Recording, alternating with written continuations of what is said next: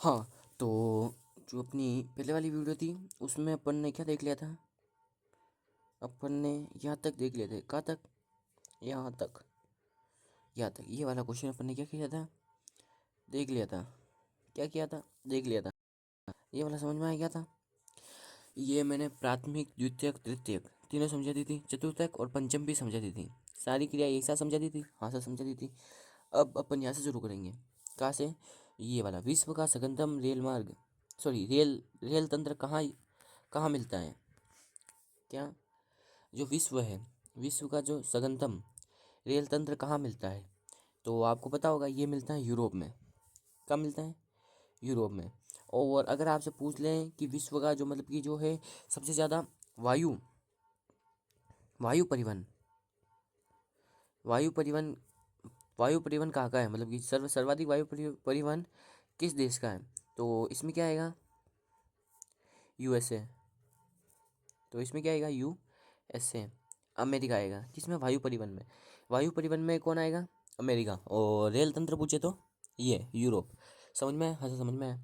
और Australia, Asia, Africa, इसमें right कौन सा है? यूरोप। समझ में आया? हाँ समझ में आया। नेक्स्ट क्वेश्चन चलाएं। हाँ सर चलाओ। अब यह भारत की जनगणना। इसमें देखो, भारत की पहली जनगणना कब हुई? इसमें दो पॉइंट आते हैं।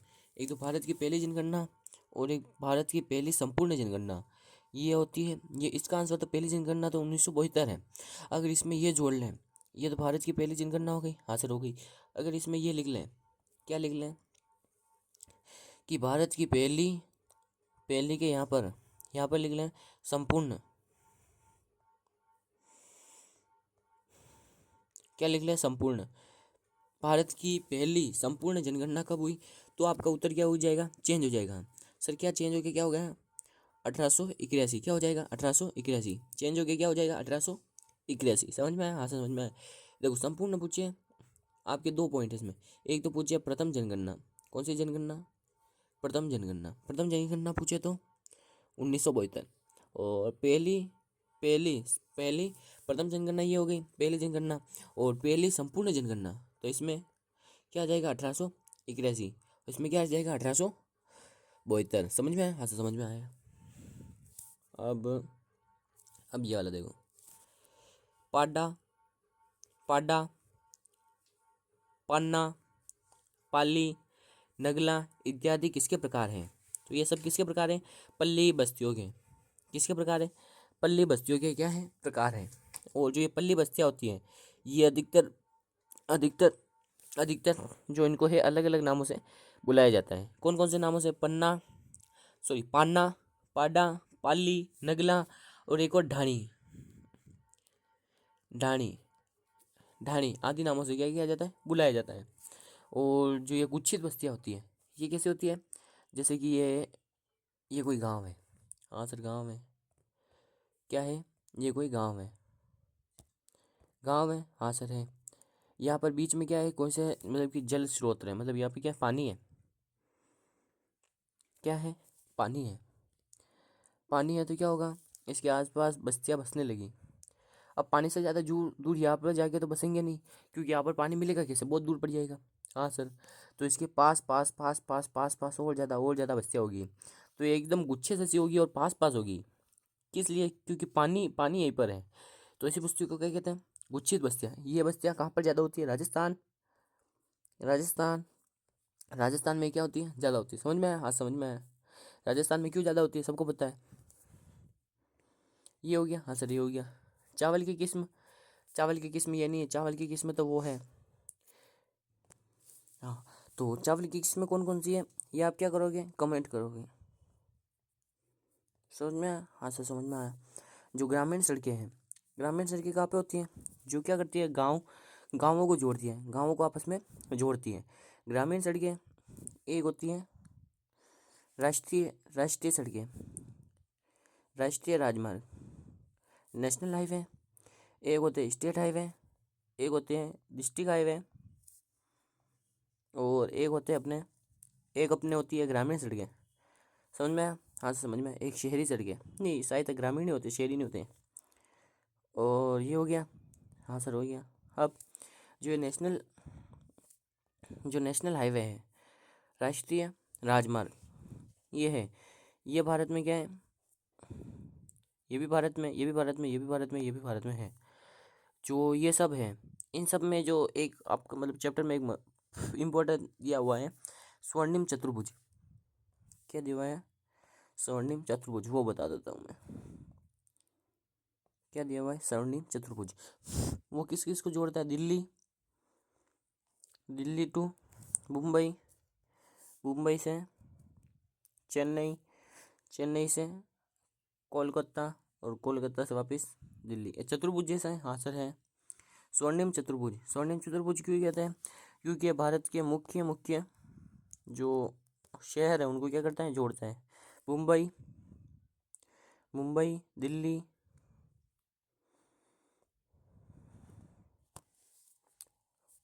यहाँ पर चेन्नई, यहाँ पर कोलकाता। क्या? कोलकाता। समझ में आया? हाँ समझ में आ गया। दिल्ली, मुंबई, दिल्ली, मुंबई, चेन्नई, कोलकाता, जो भारत के प्रमुख जो ये है, क्या है? प्रमुख जो न ये है, क्या है?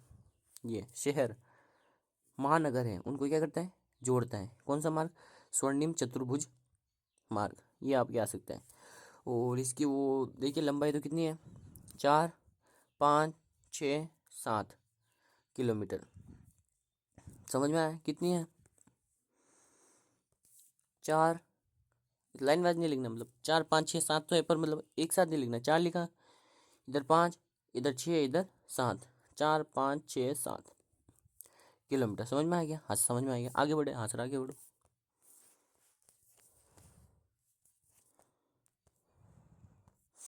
ये हो गया, हाँ सर हो गया। अब ये देखो, ये रबी की फसल है, मतलब इनमें से कौन सी रबी की फसल है? तो आपको देखते ही पता चल रहा हो कौन सी है। सरसों। कौन सी है? सरसों। मैं पूरी बता देता हूँ एक बार, रबी और खरीफ। कौन कौन सी फसल रबी की फसल होती है? भारत में ऋतु है, भारत में जो ऋतु है होती है, कौन सी फसल ऋतु है, वो कितने प्रकार की होती है? 3 प्रकार की होती है। पहली पहली अपनी होती है रबी की, ये अपनी होती है जायद, और एक अपनी होती है खरीफ। रबी, जायद, खरीफ। सही बात है, हाँ सर सही बात है। जो अपनी रबी की फसल है, जो रबी की फसल है, इसमें कौन कौन सी फसलें आती हैं? तो हाँ ये हो गया, हाँ सर हो गया। जो रबी है, रबी में कौन सी फसल आती है? जैसे गेहूँ, गेहूँ, जौ, चना, सरसों, सरसों, सरसों, सरसों। ये हो गया, हाँ सर हो गया। जायद में जो मतलब पानी वाली फसलें होती हैं, पानी वाली जैसे, सर पानी वाली मतलब है कि जैसे कि आप मतलब कि जब गर्मियाँ होती है, गर्मियों के मतलब जब गर्मियाँ होती है तब आप कौन कौन सी चीज़ें खाते हो, वो लिख लो। जो से ककड़ी, ये सारी चीज़ें समझ में आया? हाँ समझ में आ गया। सब्जियाँ ये सब इसमें होती है। खरीफ होती है, इसमें क्या होती है? मक्का, बाजरा, बाजरा, ज्वार, और मक्का, बाजरा, चावल, एक इम्पोर्टेंट चावल, एक और कपास। ये सब किस में आती है? इसमें आती है। समझ में आया? हाँ, समझ में आया। देखो अधिकतर मामले में, किसके मामले में? देखो कौन सा मामले में? अधिकतर मामले में क्या होगा? जो ये खरीफ है, खरीफ में कितने अक्षर है? 3 अक्षर है। कितना अक्षर है? 3 अक्षर है। और इसकी जो फसल है उसमें भी कितने अक्षर है? लगभग लगभग कितने अक्षर है? 3 अक्षर तो है ही है।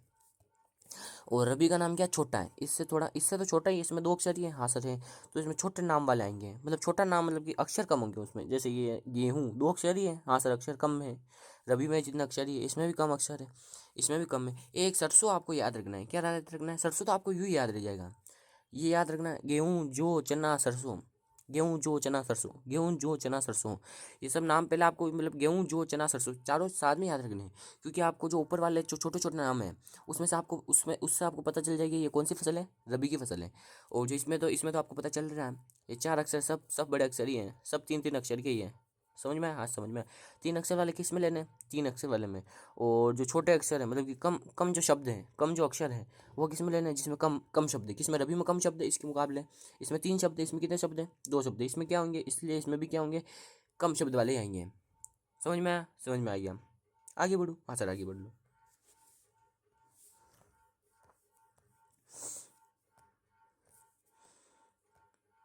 तो इसमें क्या आंसर आ गया आपका? रबी की फसल है। कौन सी रबी की फसल है? ये कौन सी 3 अक्षर किसकी फसल है? खरीफ की फसल है।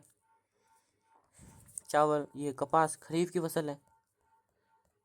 बाजरा खरीफ की फसल है। और ये जो सरसों है, मैंने कहा था सरसों भी याद रखना। गेहूं जो चना सरसों, गेहूं जो चना सरसों, गेहूं जो चना सरसों, गेहूं जो चना सरसों, गेहूं जो चना सरसों। किस में? रबी में। ये किस में आ जाएगा आपके? रबी की फसल में। किसकी फसल में आ जाएगा? रबी की फसल में। कौन? सरसों। मैंने बता दिया क्यों कैसे हैं वो सब। समझ में तो आ रहा है? हाँ सर आ रहा है। जो आपको समझ में नहीं आ रहा है वो क्या कर दो? कमेंट कर दो। फिर अगली जो वीडियो होगी उसमें क्या आपको जो बता दिया जाएगा वापस। हाँ अब देखो, ये वे सड़कें जिन्हें केंद्र सरकार द्वारा निर्मित एवं संरक्षित किया जाता है कहलाती है। मैंने अभी ऊपर बताया था। कौन सी सड़कें? राष्ट्रीय राजमार्ग। कौन से मार्ग? राष्ट्रीय राजमार्ग। मैंने अभी बताया था। ये वही national highway, state highway. State highway किसके द्वारा? राज्य सरकार के द्वारा। जिला जो डिस्ट्रिक्ट सड़कें, हाईवे, डिस्ट्रिक्ट हाईवे और ग्रामीण सड़कें, ये सब मैंने बताया हुआ है ग्राम पंचायत, ये इनके द्वारा। समझ में आया? हाँ समझ में आ गया। जैसे मैंने अभी ऊपर ही बताया था, इसलिए जल्दी चल रहे अपन। समय के 2 अंतरालों के बीच एक क्षेत्र विशेष में होने वाली जनसंख्या परिवर्तन परिवर्तन को जाना जाता है। ये मैंने फर्स्ट चैप्टर उसमें अच्छे से बताया हुआ है कि मतलब कि वापिस बता देता हूँ। देखो देखो, एक ये क्षेत्र है। यहाँ पे मैं गया 2015 में। सर क्यों गए थे? यूँ ही घूमने। वापस मैं इस क्षेत्र में गया। सर क्यों गए वापस? क्योंकि ये आपको ये क्वेश्चन करवाना था। कब गए? 25 में गए। चलो फटाफट 25 में गए। कितना हो गए? 15, 25, 10 वर्ष। निश्चित वर्ष है। हाँ सर निश्चित वर्ष है। यहाँ पर हैं 8 लोग रहते थे पहले यहाँ पर, और अब कितने हो गए? 15 हो गए। कितने हो गए? 15 हो गए। और जो ये है इनको अपन क्या कहते हैं? जनसंख्या। ये क्या है? जनसंख्या ही है। जन की संख्या, जनसंख्या, लोगों की संख्या, जनसंख्या, मनुष्य की संख्या, जनसंख्या। समझ में आया? हाँ समझ में आया। ये भी क्या है? जनसंख्या है। ये भी क्या है? जनसंख्या है। समय के दो निश्चित सम, समय के 2 निश्चित समय अंतरालों के बीच, समय अंतरालों के बीच कितना अंतराल है? 10 वर्ष। निश्चित है। किसी निश्चित क्षेत्र में, निश्चित क्षेत्र है में हुई जनसंख्या में परिवर्तन को क्या कहेंगे? जनसंख्या वृद्धि। समझ में आया? क्या कहेंगे? जनसंख्या वृद्धि। पूरा बता दिया है।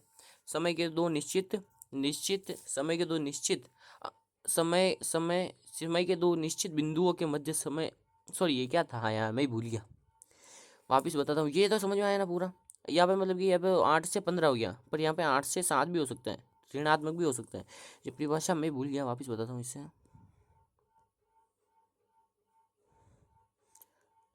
ये ना, समय समय के 2 अंतरालों के बीच एक क्षेत्र विशेष में होने वाली जनसंख्या में परिवर्तन को क्या कहते हैं? जनसंख्या वृद्धि।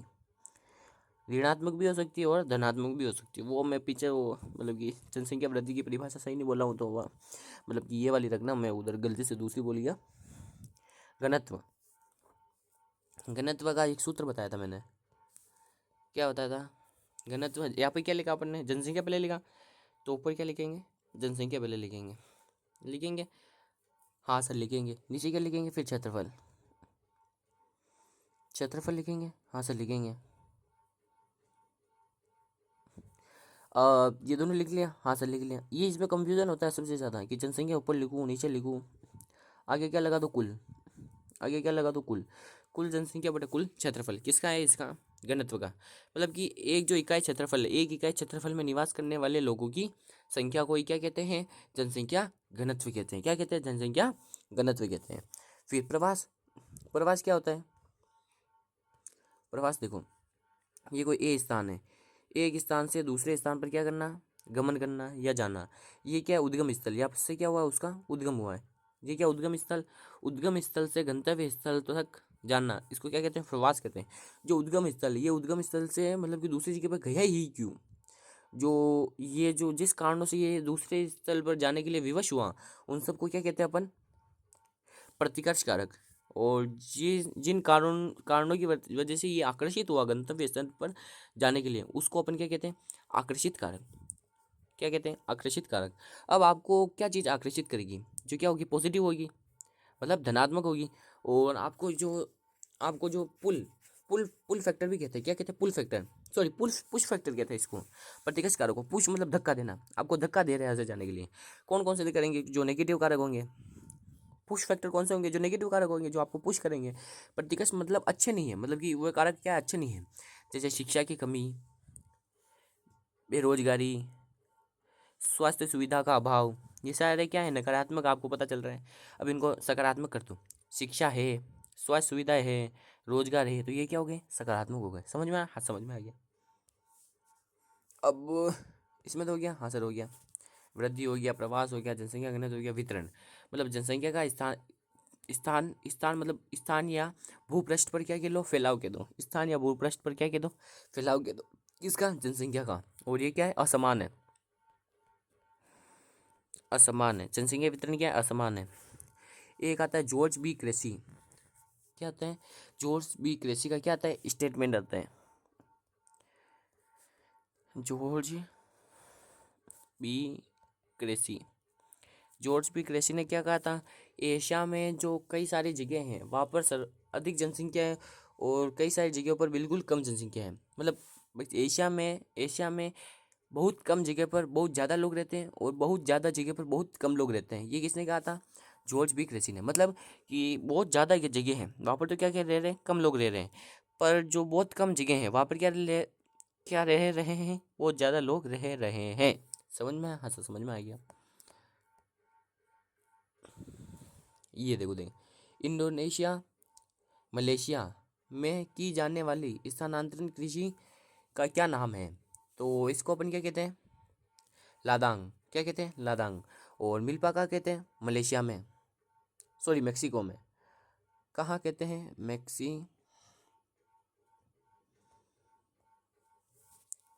कहाँ कहते हैं, मेक्सिको में। जूमिंग है, कहाँ कहते हैं, भारत के उत्तर पूर्वी भाग में। और रोका कहते, कहाँ कहते हैं, ब्राज़ील में। कहाँ पर कहते हैं, ब्राज़ील में। कहाँ पर कहते हैं, ब्राज़ील में। समझ में आया, हाँ से समझ में आ गया। ये नाम आप ये याद रखना, ये वापस पूछे जा सकते हैं, ये मतलब कि एकदम इम्पोर्टेंट है। जो आपकी जो प्राथमिक क्रिया है, प्राथमिक क्रिया वाला चैप्टर है, मानव मानव भूगोल वाली में, उसमें ये क्वेश्चन मिलेगा आपको।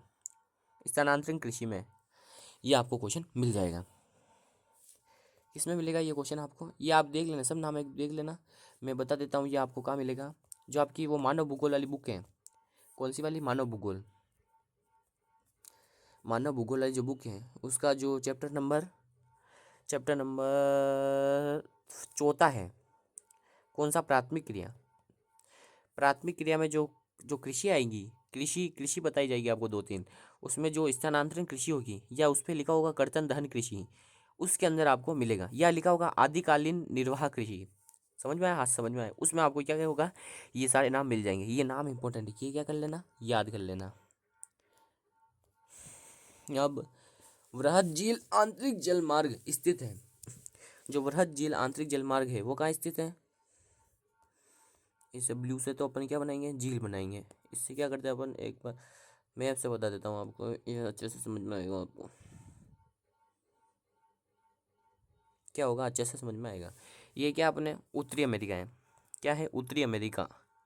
यहाँ पर जो ये है, यहाँ पर क्या है, व- वृहत झील आंतरिक जलमार्ग कहाँ पर है, यहाँ पर है। कहाँ पर है, यहाँ पर। समझ में आया, हाँ से समझ में आया, मैंने अभी बताया था। ये क्या है, उत्तरी अमेरिका, क्या है, उत्तरी अमेरिका। एशिया, एशिया में नहीं है, ब्राज़ील में नहीं है, अफ्रीका में नहीं है, कहाँ पर है, उत्तरी अमेरिका में। समझ में आया, हाँ से समझ में आ गया। नेक्स्ट क्वेश्चन, चन चन चन क्वेश्चन। अब भारतीय जनगणना में ऋणात्मक वृद्धि दर वाला दशक था। कौन सा था? 21 से 33 साल। कौन सा था? 21 से 33 साल। तो भारत की जनगणना वृद्धि दर में ऋणात्मक दशक था। तो भारत में कुल कितने दशक माने जाते हैं? 4। कौन कौन से? एक तो अपने एक को अपने होता है 1901 से 1901 से 1951 तक ये होता है। हाँ सर होता है। और सॉरी 1901 से 1921 ये होता है। सॉरी ये नहीं होता है। आप एक काम करना, ये मैं आपको अगली वीडियो में बताऊंगा। ये थोड़ा मैं भूल रहा हूँ, इसलिए मैं क्या करूँगा, अगली वीडियो में ये बताऊंगा। ये मेरे को याद दिला देना, मैं क्या हुआ भूल गया।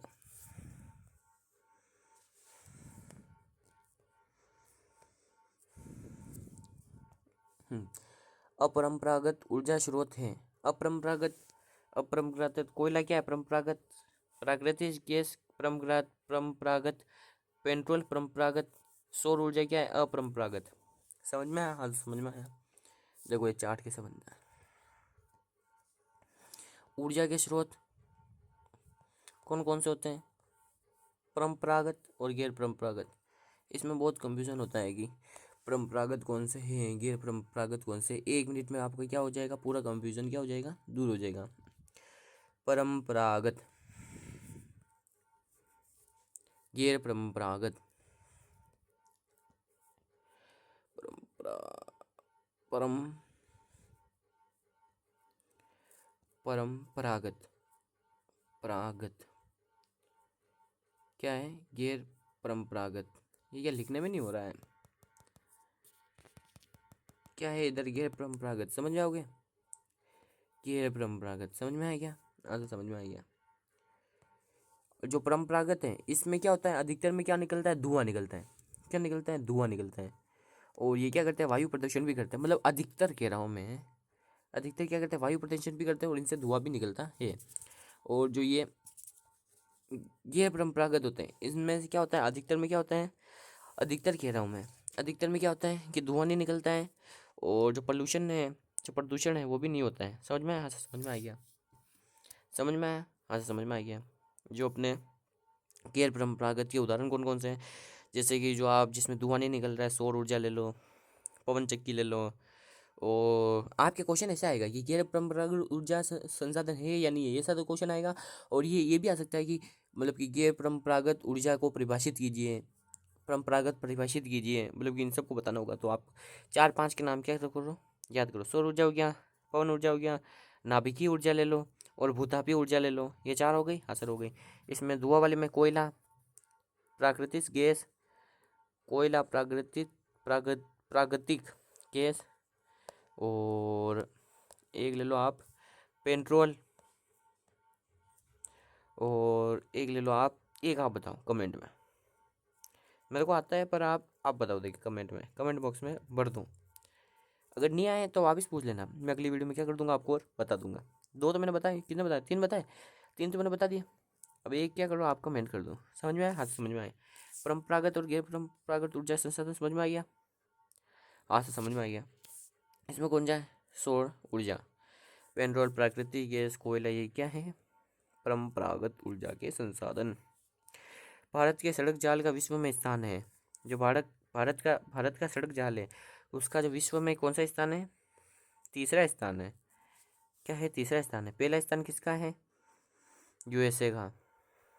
किसका स्थान है? यूएसए मतलब अमेरिका का। दूसरा स्थान किसका है? दूसरा स्थान आपके मतलब ये आप कमेंट करो, क्या करो, कमेंट बॉक्स में बताओ दूसरा स्थान किसका है। समझ में आया? हाँ सर समझ में आ गया। अब आता है चमड़ा या लुगदी। चमड़ा, लुगदी व कागज, वस्त्र, रसायन उद्योग प्रमुख कौन से प्रदूषण के कारक हैं? अच्छा, चमड़ा उद्योग, लुगदी या कागज उद्योग, वस्त्र उद्योग, रसायन उद्योग मुख्यतः कौन से प्रदूषण के कारक है? जो आपने पढ़ा है, क्या पढ़ा है कि ये किसके कारक है? जल प्रदूषण के। जो चमड़ा उद्योग है उससे भी क्या होता है? जल प्रदूषण ज़्यादा होता है। क्या होता है? ज़्यादा होता है। और कागज उद्योग से भी, वस्त्र उद्योग से भी, रसायन उद्योग से भी। जो रसायन उद्योग है, इन सबसे जो उद्योगों से जो जो पानी निकलता है वो कहाँ डाल दिया जाता है? नदियों में डाल दिया जाता है। जो नदी क्या हो जाती है? प्रदूषण हो जाती है। या किसी तालाब में डाल दिया जाता है तो तालाब प्रदूषण हो जाता है। तो ये क्या हो गया? जल प्रदूषण। वायु प्रदूषण में आते हैं अपने, जैसे कि धुआं देने वाले उद्योग, गाड़ी मोटर, ये सब। भू भू प्रदूषण में ऐसे मतलब भूमि में अलग अलग केमिकल का इस्तेमाल करना कृषि के लिए, वो सब आते हैं। और ध्वनि प्रदूषण में मतलब कि डेसिमल, मतलब ध्वनि प्रदूषण को किस में मापा जाता है? डेसिमल में मापा जाता है। ये आप ध्यान में रखना। ध्वनि को किस में मापा जाता है? डेसिमल में। ये हो गया, आंसर हो गया। इससे आगे अपन क्या करेंगे? अगली वीडियो में करेंगे। तब तक के लिए टाटा।